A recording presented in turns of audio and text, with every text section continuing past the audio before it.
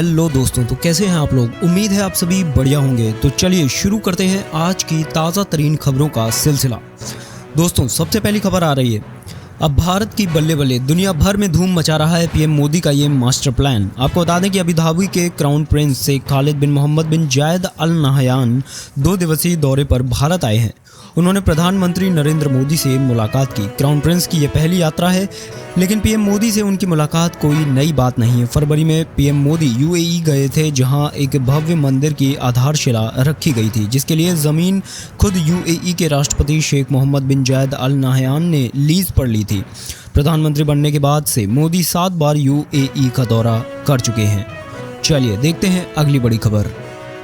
रूस यूक्रेन को करनी होगी बातचीत, पीएम मोदी के इस दूत ने बर्लिन से दी चेतावनी। आपको बता दें कि भारत के विदेश मंत्री एस जयशंकर ने मंगलवार को जर्मनी की राजधानी बर्लिन से एक बार फिर रूस और यूक्रेन के बीच बातचीत की वकालत की। आपको बता दें कि जर्मन विदेश मंत्रालय के वार्षिक राजदूतों के सम्मेलन में सवालों के जवाब देते हुए उन्होंने कहा कि रूस और यूक्रेन को बात करनी होगी और अगर वे चाहते हैं तो भारत सलाह देने के लिए तैयार है। वहीं एक दिन पहले उन्होंने सऊदी अरब की राजधानी में भारत खाड़ी सहयोग परिषद के विदेश मंत्रियों की बैठक के मौके पर अपने रूसी समकक्ष सर्गेई लावरोव के साथ सार्थक बातचीत की। चलिए देखते हैं अगली बड़ी अपडेट। पुतिन ने पलट दी बाजी, रूस की तरफ से यूक्रेन पर भीषण हमला करने लगा नाटो का यह देश। आपको बता दें कि 925 दिन में भीषण जंग के बाद अब रूस यूक्रेन के युद्ध में कुछ ऐसा होने लगा है कि अमेरिका, ब्रिटेन, फ्रांस, जर्मनी और यूक्रेन हैरान रह गए हैं। यकीन करना मुश्किल है, लेकिन नाटो के 32 देशों में एक देश ऐसा है जिसके लड़ाके पुतिन की तरफ से यूक्रेन पर भयंकर हमले कर रहे हैं।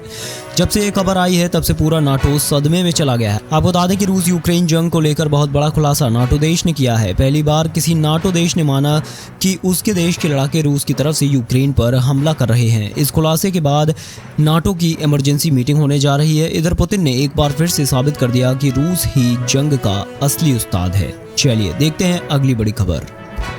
बिहार का वक्त बदलने वाला है, 238 कंपनियां और 36,000 करोड़ का निवेश। आपको बता दें कि बिहार में 238 कंपनियों द्वारा 36,000 करोड़ रुपए के निवेश की सभी औपचारिकताएं पूरी किए जाने के बाद अब यह धरातल पर उतरने जा रहा है। बिहार के उद्योग मंत्री नीतीश मिश्रा ने सोमवार को यहां संवाददाता सम्मेलन में कहा, दिसंबर में बिहार बिजनेस कनेक्ट विशाल कार्यक्रम का आयोजन किया जाएगा, जिसमें 16 देशों की 600 से अधिक कंपनियां भाग लेंगी। इसमें 278 कंपनियों ने 50,530 करोड़ रुपए के निवेश के लिए समझौता ज्ञापन पर हस्ताक्षर किए हैं, जिसमें से लगभग 36,000 करोड़ रुपए का निवेश सभी औपचारिकताओं के बाद जमीन पर होने जा रहा है। मंत्री ने कहा कि कई बड़े निवेशकों ने बिहार को अपना पसंदीदा जगह रूप में चुना है। आंतरिक सड़क, 4 दीवारी, जल निकासी और स्ट्रीट लाइट और नए औद्योगिक क्षेत्रों के निवेशक सुविधा केंद्र से संबंधित बुनियादी ढांचा विकास कार्य प्राथमिकता के आधार पर विकसित किया जा रहा है। चलिए देखते हैं अगली बड़ी खबर। इस मुस्लिम देश ने दहला दिया अमेरिका, ताकतवर देश को बर्बाद करने आ रहा है ये शैतान। आपको बता दें कि ईरान की फैथ 360 बैलिस्टिक मिसाइल की खूब चर्चा है।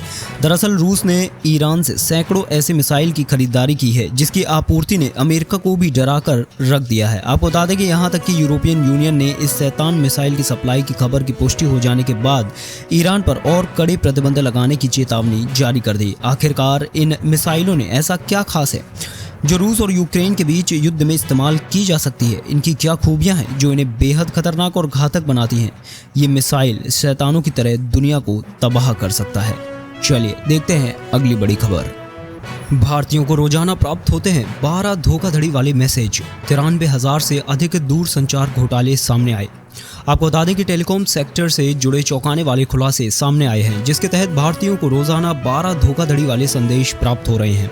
अब तक 93,000 से अधिक दूरसंचार घोटाले सामने आए हैं।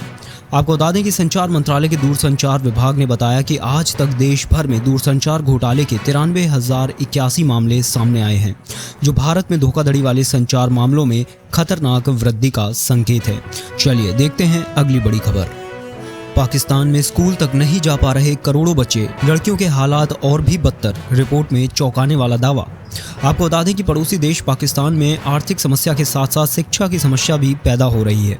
लेटेस्ट आई रिपोर्ट के मुताबिक पाकिस्तान में 5 से 16 साल उम्र के तकरीबन 2.5 करोड़ बच्चे स्कूल नहीं जा रहे हैं। बताया जा रहा है इनमें सबसे ज्यादा बुरे हालात ग्रामीण इलाकों से आ रहे लोगों का है। The missing third of Pakistan की रिपोर्ट के अनुसार ये खुलासा हुआ है। बता दें कि पाक alliance for maths and science ने 2023 के जनगणना के आंकड़ों के आधार पर यह रिपोर्ट तैयार की है। चलिए देखते हैं अगला बड़ा अपडेट। आखिरकार पाकिस्तान ने कबूला सच, करगिल युद्ध में कई जवानों ने दी थी अपनी प्राणों की आहुति। आपको बता दें कि पाकिस्तान की सेना ने आधिकारिक रूप से पहली बार ये सच्चाई कबूल की है कि 1999 के करगिल युद्ध में पाकिस्तान की सेना की सीधी भागीदारी थी, जिसमें पाकिस्तान को करारी हार का सामना करना पड़ा था। आपको बता दें कि इस युद्ध में पाकिस्तान के कई सैनिक मारे गए थे। शुक्रवार 6 सितंबर को रक्षा दिवस के मौके पर पाकिस्तान की सेना प्रमुख जनरल असीम मुनीर ने यह पहली बार आखिरकार करगिल में पाक सेना के जवानों की मृत्यु की बात स्वीकार कर ली। इससे पहले पाकिस्तान इसे नकारता रहा है। चलिए देखते हैं अगली बड़ी खबर। तेलंगाना में हुई बारिश और बाढ़ से अब 29 लोगों ने गंवाई जान। 5,438 करोड़ रुपए के नुकसान का अनुमान। आपको बता दें कि तेलंगाना में हाल में ही हुई भारी बारिश और बाढ़ की घटनाओं में अब तक 29 लोग अपनी जान गंवा चुके हैं। राज्य के मीनावलू, पेंडागोवारम, मन्नूर और केटेलरू जिला 31 अगस्त की बाढ़ के कारण सबसे ज़्यादा प्रभावित हुए हैं। राज्य की एक शीर्ष अधिकारी ने शनिवार को यह जानकारी दी।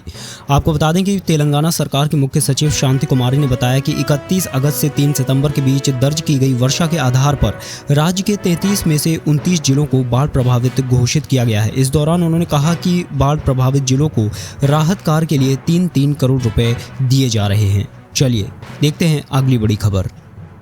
CDS चौहान ने मालदीव के राष्ट्रीय सुरक्षा प्रमुख से की फोन पर बात, सैन्य संबंध सुधारने पर चर्चा।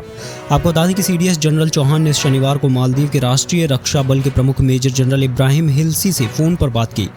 बातचीत में दोनों देशों के बीच सैन्य संबंधों को सुधारने पर चर्चा हुई, जो राष्ट्रपति मोहम्मद मुइज्जू के नवंबर में पद ग्रहण करने के बाद काफी तनावपूर्ण हो गए थे। यह बातचीत ऐसे समय में हुई है जब हाल ही भारत और मालदीव की रक्षा संवाद की 5वीं बैठक में फैसला लिया गया कि मौजूदा रक्षा परियोजनाओं को तेजी से लागू किया जाएगा। अधिकारियों के मुताबिक यह बैठक द्विपक्षीय रक्षा सहयोग को आगे बढ़ाने और क्षेत्रीय सुरक्षा को मजबूत बनाने के उपायों पर केंद्रित थी। इस दौरान द्विपक्षीय प्रशिक्षण अवसरों को बढ़ाने पर भी चर्चा की गई। चलिए देखते हैं अगली बड़ी अपडेट।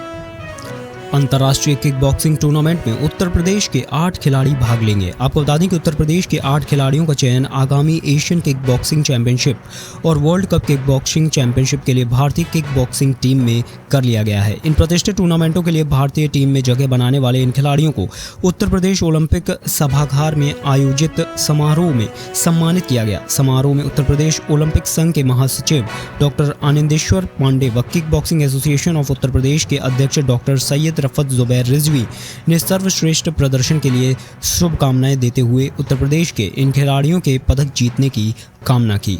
चलिए देखते हैं अगली बड़ी अपडेट।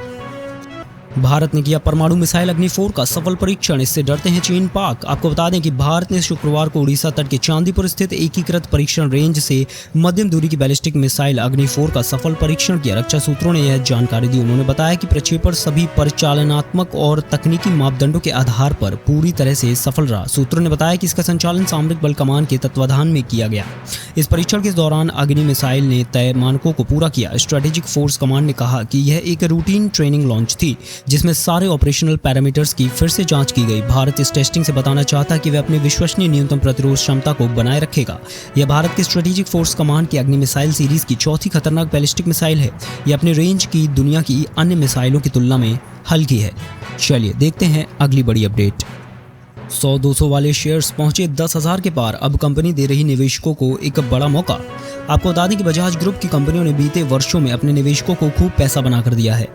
इसमें बजाज फिनसर्व और बजाज ऑटो जैसी कंपनियां शामिल हैं। बजाज के शेयरों को मार्केट में भरोसे की नज़र से देखा जाता है। इसी बजाज ग्रुप की एक और कंपनियां बाजार में अपने कदम रखने जा रही है। Bajaj housing finance limited IPO लेकर आ रहा है, जो सोमवार को खुलेगा। इस IPO के जरिए कंपनी 6,560 करोड़ रुपए जुटाना चाह रही है। 66 से 70 रुपए के इशू प्राइस के साथ लॉन्च होने वाले IPO में नए और पुराने शेयर्स दोनों का मिक्स है। ये कंपनी निवेशकों को कितना पैसा बनाकर देगी, यह तो आने वाला समय ही बताएगा। लेकिन फिलहाल हम ये जानते हैं कि बजाज की पिछली लिस्टेड कंपनियों ने कितना मुनाफा कमा कर दिया है।